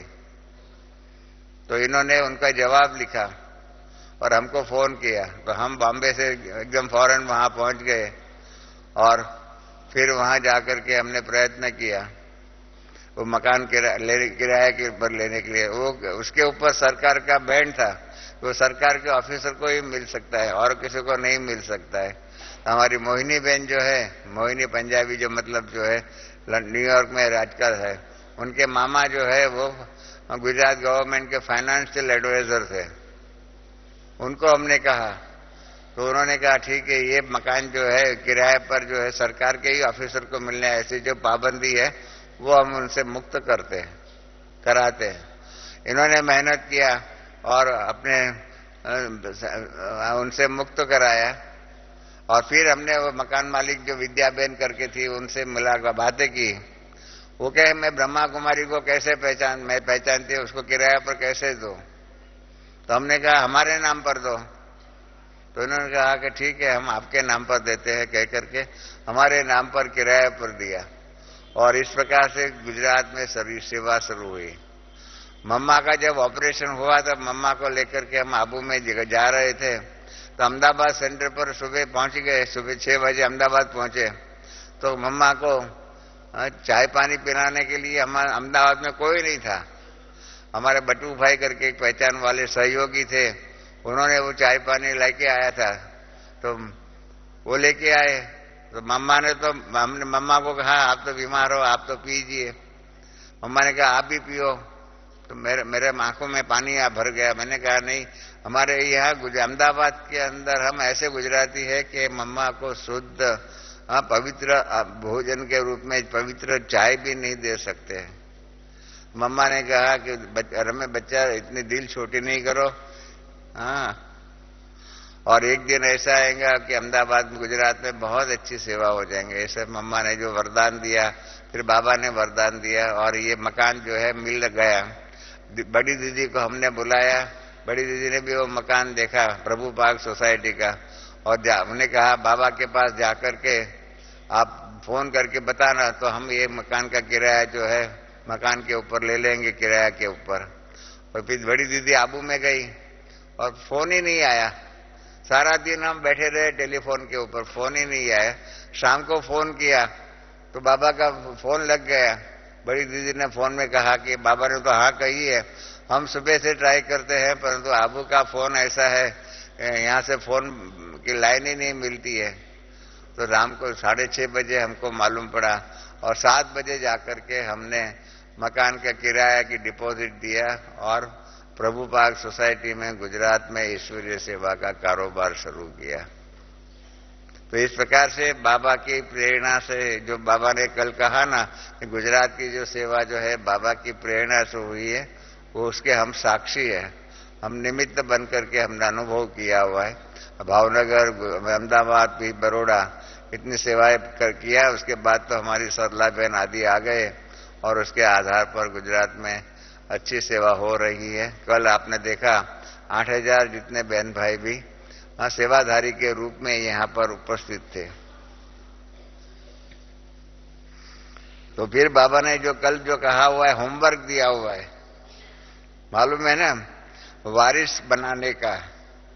वारिस बनाओ जो संबंध संपर्क में नजदीक भी हो, और वहां भी और यहाँ भी नजदीक हो, और भविष्य के कारोबार में भी नजदीक हो। वारिस की निशानी क्या है? बहुत सुंदर बाबा ने कल बात कही है। वारिस अर्थात हर श्रीमत पर चलने वाला हो। बाप ने कहा और बच्चे ने किया, हर कार्य में, चाहे मनसा, चाहे वाचा, चाहे कर्मणा, चाहे संबंध संपर्क में फैमिली लाइफ वाला हो। और फैमिली लाइफ की भी डेफिनेशन दिया कि फैमिली का अर्थ है एक दो को जानना और एक दो को समझ करके चलना, परिवार में ठीक हो, और 4 जो निश्चय सुनाए वो भी हो। ये परिवार की भाषा जो है ना, मैं हमेशा ही कह रहा हूं, हमें लोगों को, हमको कारोबार करना होता है, उसके अंदर हम लक्ष्य यही रखते हैं कि हमारे परिवार का सदस्य है, और परिवार का सदस्य है, इसके लिए परिवार की उन्नति के दृष्टिकोण से ही हर कार्य में जो भी हमें निर्णय लेना होता है, हम उसी के आधार पर कि हमारे परिवार की उन्नति और उत्कर्ष कैसे हो, और उसी भावना के आधार पर करेंगे ना, तो ये धर्मराज की भावनाएं हमारे जीवन में नहीं आएंगी। कई हमारे बहन भाई जो है कारोबार करते हैं ना, वो धर्मराज के रूप में बैठकर कारोबार करते हैं। अरे परिवार है, हमारे परिवार के अंदर इस प्रकार से धर्मराज क्यों हम बने? धर्मराज तो बाबा बनने वाला है। हम अभी धर्मराज बन करके कितने संघर्ष और निर्माण समस्या का हमारे लिए जीवन में, व्यवहार में, कारोबार कर रहते हैं। मेहरबानी करके ये परिवार की भावना जो बाबा ने कही है, उसके आधार पर कारोबार कीजिए। हर बार में आप जो हम सब तो घर में रहते हैं, घर के अंदर किस प्रकार से हम कारोबार करते हैं? क्या घर में हम रहे और धर्मराज के रूप में कारोबार करें तो कैसे होगा? घर में सुख शांति होगी? हर एक अपने परिवार से पूछिए। हम परिवार के अंदर रहते हैं तो परिवार में धर्मराज के रूप में नहीं कारोबार कर सकते। प्रेम से, स्नेह से, सद्भावना के आधार पर कारोबार करना चाहिए, रहम दिल के आधार पर कारोबार करना चाहिए।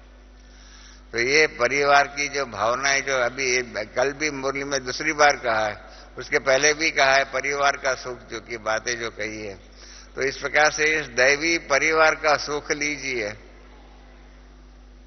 कई बार ऐसे है, कई हमारे बहन भाई जो है ना, समझते ही नहीं है परिवार का सुख क्या है, और इसके कारण अपनी छोटी छोटी बातों के आधार पर परिवार के दुख से, परिवार के सुख से वंचित रहते हैं। क्या क्या करते हैं, भूख हड़ताल करते हैं, क्या क्या कर लेते हैं। इस प्रकार से क्यों करें? तो इसलिए परिवार की भावना अगर हमारे जीवन में होगा ना, तो हमारे परिवार, दैवी परिवार में सुख, शांति, आनंद सहज रूप में हो जाएगा और उमंग उत्साह से हम कार्य कर सकेंगे। बाबा ने कल सुंदर कहा, प्रजा तो बनती ही रहेंगी, साधारण प्रजा। अब लेकिन अभी नजदीक वाले वारिस क्वालिटी वाली प्रजा बनाओ, वारिस क्वालिटी। कल बाबा ने 2 बातें कही है। सेंटर वाले जो भी है, टीचर्स जो है, उन सबको कहा है वारिस क्वालिटी, और जो वर्ग की सेवा करने वाले हैं उनको कहा है माइज क्वालिटी। और नए बहन भाइयों के प्रति कितनी सुंदर शुभ भावना रखनी चाहिए, ये कल बाबा ने जो कहा हुआ है मैं बताना भूल गया। नए परिवार वाले, नए वालों की जो है ना, बाबा ने जो कहा,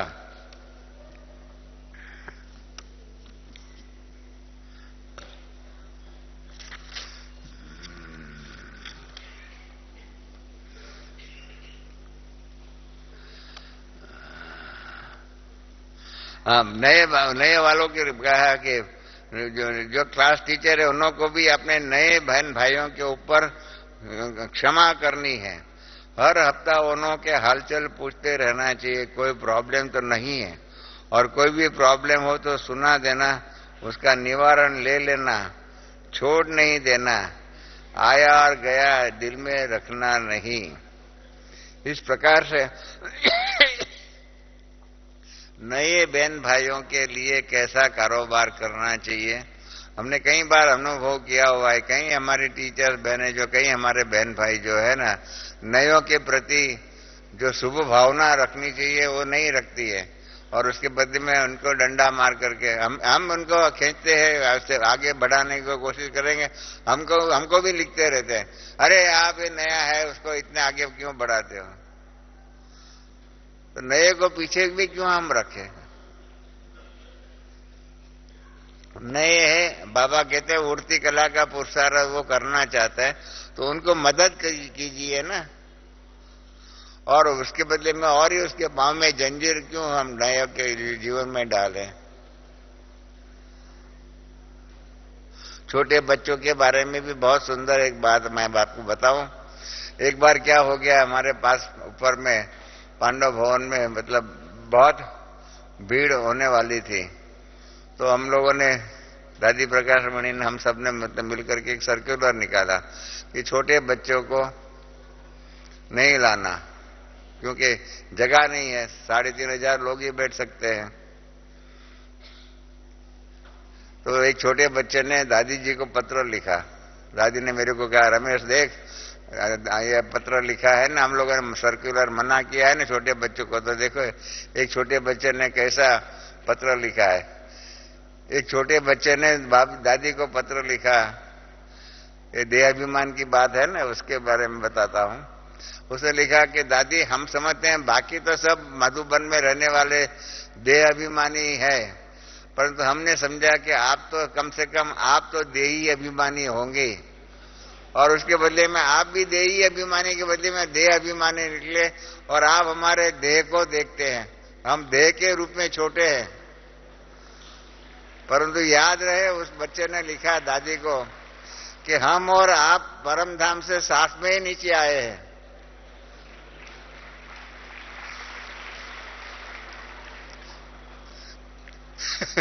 परंतु पिछले जन्म में, अब जो 81वां जन्म था ना, उसके अंदर हमारा आयु लंबा हो गया, इसलिए इस जन्म में हम देरी से आए हैं, और आपने जल्दी शरीर छोड़ दिया, इसलिए इस जन्म में आप पहले आ गए। इसलिए आप अपने आप को बड़ी समझते हो और हमको छोटे समझते हो।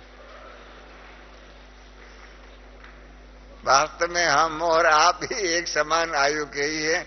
आप हमारे आत्मा को देखो, शरीर को नहीं, और हमको आबू में आने दो। बहुत सुंदर वो छोटे बच्चे ने वकालत करके पत्र लिखा था। तो इस प्रकार से इस परिवार के अंदर देखिए कैसे कैसे अक्कल वाले होशियार बच्चे भी होते हैं, और इसलिए किसको हम छोटा समझे, किसको हम बड़ा समझे, किसको हम आगे समझे, किसी को पीछे समझे। इसके बदले में बाबा जो कहते हैं ना कि सबको श्रेष्ठ ऊंची भावना से ही देखिए, और उसी भावना के आधार पर कारोबार कीजिए।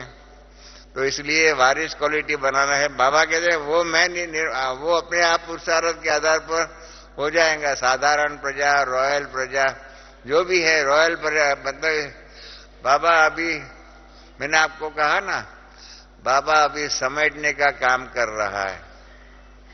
समेटने के अंदर हमारे पास, बाबा ने कहा गद्दी के ऊपर तो लक्ष्मी नारायण एक ही बैठेंगे, परंतु उनकी राज्य अधिकारी की, राज्य कारोबार में मददगार की जो सभा होंगी ना, उसके भी रॉयल प्रजा भी रॉयल सभा भी होंगी, रॉयल रिश्तेदार भी होंगे, रॉयल प्रजा भी होगी, साधारण प्रजा भी होगी, सब प्रकार के होंगे। सब प्रकार की बातें जो है सतयुगी दुनिया की स्थापना का कारोबार अभी संगम युग में अभी यहां हो रहा है।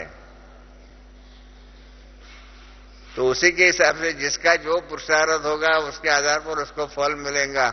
हम क्यों इसके बारे में चिंता करें। इसलिए बाबा ने कहा है कि अभी वारिस क्वालिटी बनाओ। राजधानी तो यहां ही तैयार होनी है। और इसके अंदर बाबा ने कल कंपटीशन की भावना निर्माण की कि वारिस क्वालिटी में नंबर 1 लेना है। तो देखिए बाबा ने टीचर्स बहनों को तो ड्यूटी दे दिया कि जितनी टीचर्स यहां बैठी हुई इतनी हर एक वारिस क्वालिटी को निर्माण करके लाए। ये बहुत कठिन बात है। एक बार क्या हो गया, करीब 86 या 87 में हम लोगों ने यहाँ निर्णय किया, आबू में सबको, सारे दैवी परिवार को कहा each one teach one. Each one teach one माना हर एक दैवी परिवार का सदस्य 1 साल के अंदर कम से कम अन्य एक आत्मा की ज्योति जगाएगा। ऐसा हम लोगों ने लक्ष्य रखा। सारे साल में एक ही आत्मा की ज्योति है। वारिस क्वालिटी के तो बात छोड़ दो, एक आत्मा, अन्य एक आत्मा की ज्योति जगाने की बात थी। तो मैंने दादी प्रकाश मणि को कहा, दादी अभी तो अगले साल तो ये हॉल अपना पांडव भवन छोटा पड़ेगा। क्या ये तो रमेश लक्ष्य रखना पड़ता है पर कोई पुरुषार्थ नहीं करेगा, देखना क्या होता है।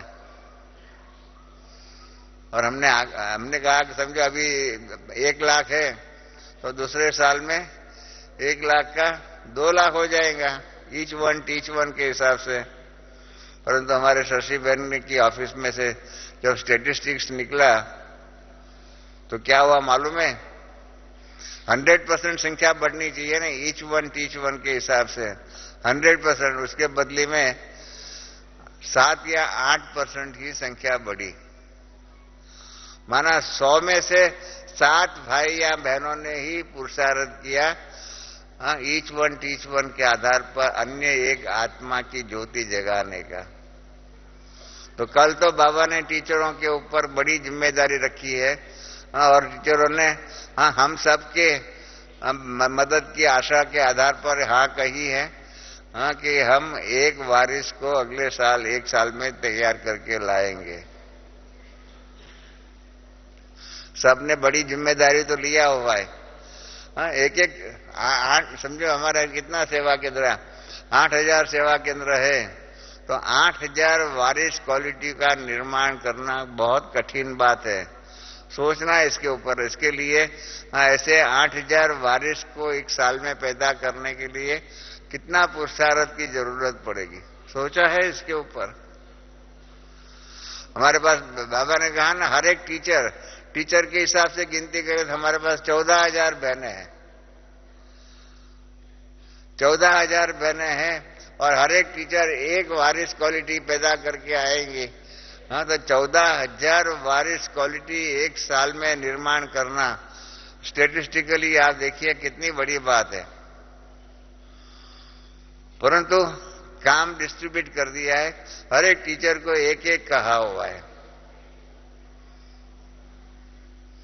तो इसमें हम सब की ये फर्ज है कि हमारे सेवा केंद्र के निमित्त जो टीचर्स बहनें जो है उसको हम पूर्ण रूप में मदद करें, ताकि वारिस क्वालिटी के बहन भाइयों का निर्माण करने में हम सहयोगी बने। फिर बाबा ने जो भी है समय की सावधानी, बाबा ने कहा, बाबा के समय कहते ही रहते जो भी काम होने वाला है अचानक ही होने वाला है, वो भी बाबा ने बात कही है। फिर तीनों वर्ग, जो ज्यूडिश वर्ग, कल्चरल, आर्ट एंड कल्चर और सिक्योरिटी विंग की बात कही, विदेशियों की बात कही बाबा ने, वाइब्रेशंस फैलाने की बातें बहुत, और भी कई बातें जो है। और छोटे बच्चों के लिए कहा बाबा ने, बहुत लकी है कि छोटेपन में ही बाप का परिचय मिल गया, ऐसे कहा। फिर बाबा ने मतलब फॉरेन श्रृंगार है वो कहा। और एक ड्रेस की बात जो भाई कई पहली बार बाबा ने कहा, विभिन्न धर्म वाले हैं, विभिन्न भाषा वाले हैं, और परंतु एक ड्रेस, सफेद ड्रेस पहन करके बैठे हुए हैं। तो कल बाबा ने पहली बार ड्रेस की भी महिमा की। और फिर याद, अंत में याद दिया, बाप, शिक्षक और गुरु तीनों रूपों में दिया। उसके बाद हम तीन भाइयों को भी मुलाकात की बाबा ने, उनको, हमको भी डायरेक्शन दिया है। हम लोगों ने कल मीटिंग रखी है, करेंगे उसके ऊपर भी। और फिर नए लोग के लिए बाबा ने कहा कि संदेश वाहक बनो, संदेश वाहक बनो। बाबा ने मुरली में भी कहा, पैगंबर बनो, संदेश वाहक बनो। तो इस प्रकार से जो भी दुखी है उनको सुख का संदेश दो। इस प्रकार से सेवा करने का लक्ष्य भी बाबा ने बताया। और फिर लास्ट में विदाई दिया और नए पुराने साल को विदाई दिया। हाँ, सभी ने हैप्पी न्यू ईयर कहा, लेकिन हम आप सभी के लिए सदा हैप्पी है। आज की दुनिया के हिसाब से हैप्पी न्यू ईयर किया, लेकिन संगम युग का हर दिन हमारा उत्सव है। सदा उत्सव रहता है क्योंकि उत्साह रहता है। संगम युग का हैप्पी संगम युग है। तो आप सभी को बहुत बहुत बहुत परिवर्तन की मुबारक हो कह करके बाबा ने नए वर्ष को उसका स्वीकार किया, आवाहन किया। हम सब भी इसी के हिसाब से आने वाला 2010 का वर्ष हम सब के लिए श्रेष्ठ हो। कल आपको मालूम है बाबा की मुरली चलती थी ना, तब दुनिया में क्या हो रहा था? चंद्र ग्रहण था, मालूम है? चंद्र ग्रहण था। कल रात को 8:40 को ही बराबर चंद्र ग्रहण चला था। इस वर्ष, इस महीने में चंद्र ग्रहण भी है और सूर्य ग्रहण भी है। दूसरा आपको मालूम है, ज्योग्राफी की दृष्टिकोण से इस वर्ष, इस महीने को इसको ब्लू मून कहते हैं। ये इस जनवरी 2010 को ब्लू मून कहते हैं। क्यों? कि इस महीने में 2 बार पूर्णिमा आने वाली है। बहुत कम बार एक महीने में 2 बार पूर्णिमा होती है। क्या है आप जानते हैं? कल पूर्णिमा थी, कल रात को, माना जनवरी की 1 तारीख पूर्णिमा के शुरुआत हुआ। और हिंदू कैलेंडर, चंद्रमा का आधार पर जो कैलेंडर बना हुआ है, उसे 27 दिन, 27.5 दिन के बाद फिर वही मास रिपीट होता है। 27.5 दिन के बाद फिर चंद्रमा पूर्णिमा का उगेगा, होगा। तो ये जनवरी 2010 एक विचित्र महीना है, जिसके अंदर 2 बार, एक महीने में 2 पूर्णिमा आएंगी। और इसके लिए ज्योग्राफी के अंदर इसको कहते हैं कि इस महीने में ब्लू मून होगा, माना 2 बार मून होगा, 2 बार पूर्णिमा होगी। आप सब दुनिया में हम रहते हैं ना, तो ये दुनिया का ज्ञान भी हमारे पास होना चाहिए कि ब्लू मून किसको कहते हैं। 2 बार एक महीने में पूर्णिमा हो रहा, उसको ब्लू मून कहते हैं। तो ये भी एक वंडर है कि एक महीने में 2 बार, जनवरी 2010 में 2 पूर्णिमा होंगी और 2 ग्रहण होंगे। एक चंद्र ग्रहण होगा और एक सूर्य ग्रहण होगा। और सूर्य ग्रहण तो रेगुलर होने वाला है। भारत में तो पूरा दिन दिखने वाला है, परंतु रेगुलर ग्रहण होने वाला है।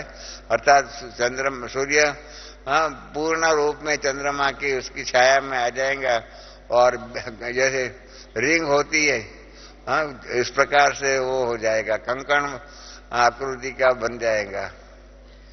बहुत सुंदर ज्योग्राफी की बातें होने वाली है इस महीने के अंदर। जिनको एस्ट्रोनॉमी के बारे में इंटरेस्ट हो उनको देखना। कल चंद्रमा ग्रहण का भी इसमें ऐसी बातें थी, सूर्य ग्रहण में भी आप ऐसी बातें आएगी, देखना। बहुत कुछ होने वाला है।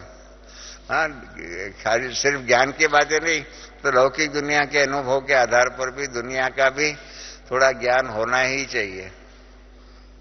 तो ये कल बाबा ने जो याद प्यार दिया, और बाबा ने अंत में विदाई दिया 12:15 बजे। तो अभी बराबर 12:45 तो हो गई। तो करीब 12 घंटे पहले ही बाबा ने हम बच्चों से विदाई लेकर के नए वर्ष के लिए कारोबार करने के लिए कहा है। तो हम सब भी बाबा को 2 मिनट याद करके कारोबार समाप्त करेंगे और उम्मीद रखते हैं कि बाबा ने जो भी उम्मीदें हमारे में रखी है उस उम्मीदों को हम पूर्ण रूप में अर्थात लक्ष्य को लक्षण के रूप में जीवन में धारण कर सकेंगे। ओम शांति।